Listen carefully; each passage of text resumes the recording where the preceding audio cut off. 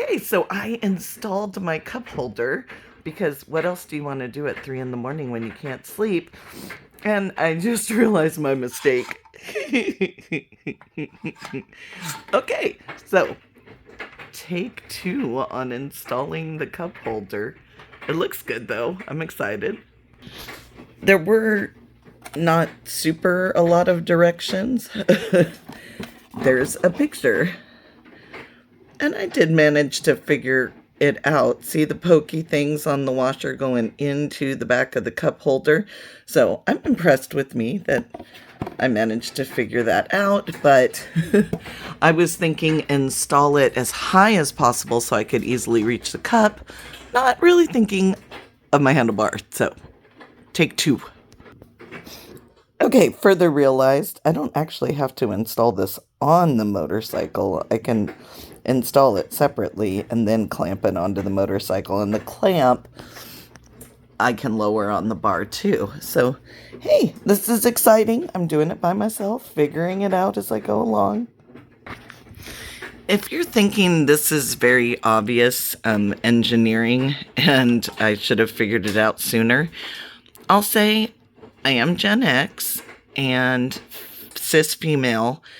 We weren't raised to do these things. Like, we were taught, wait for a man to do it, wait for a man to do it. So me doing little simple things like this makes me so super proud that like I could do it.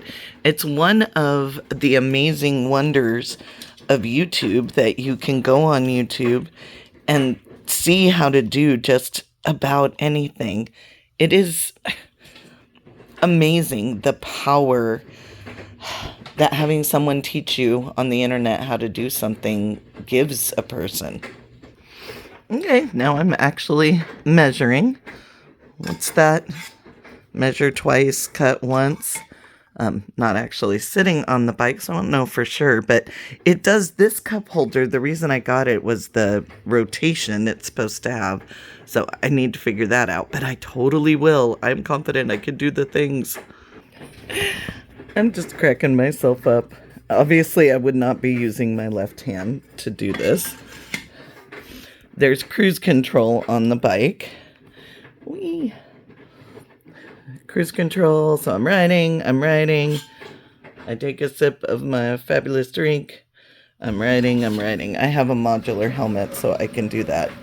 And if you're thinking cups are extremely dangerous on the motorcycle and you absolutely should not have a sip of water while you ride, I challenge you to ride through really hot weather and give me that same synopsis. I've even poured ice water from cups just onto my body as I'm riding and not even drank it, just poured it over the top of me to cool myself down. So I love long distance riding, and definitely being able to sip some water as I ride is very critical to me. And I'm so excited because I paid for those top crash bars just so I can have that cup holder.